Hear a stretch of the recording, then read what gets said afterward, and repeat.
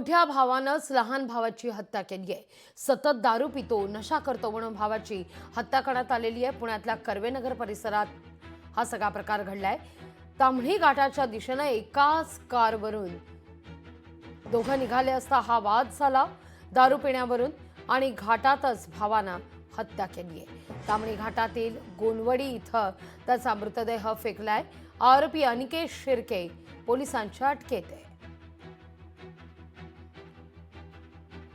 3 दिवसांपूर्वीच दोघे भाऊ एकाच कारमधून ताम्हणी घाटाच्या दिशेने निघालेले होते। अधिक माहिती घेऊया आपले प्रतिनिधी अमोल धर्माधिकारी यांच्याकडून। अमोल, काय अपडेट?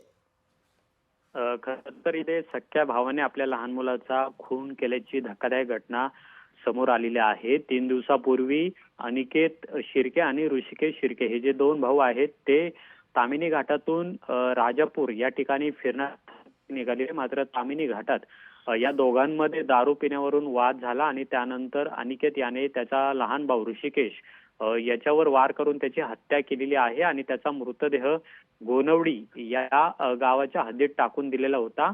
पौड पोलिसांना याबाबतची माहिती मिळाली नंतर त्यांनी या सगळ्याचा तपास चालू केला आणि त्यानंतर संबंधित जो व्यक्ती आहे ऋषिकेश शिर्के याचा खून त्याच्याच भावाने केल्याची माहिती पोलिसांना मिळाली आणि त्यानंतर कर्वेनगर आणि वारजे पोलिसांनी एकत्रित तपास केल्यानंतर कर्वेनगर भागात राहणाऱ्याच अनिकेत शिर्के याने त्याचा खून केल्याची कबुली दिलेली आहे।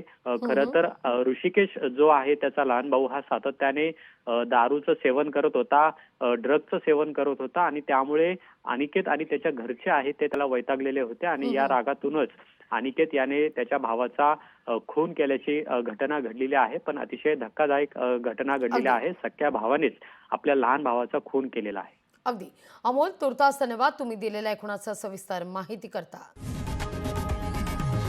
लोकशाही मराठी ऐका, पहा, जागरूक रहा।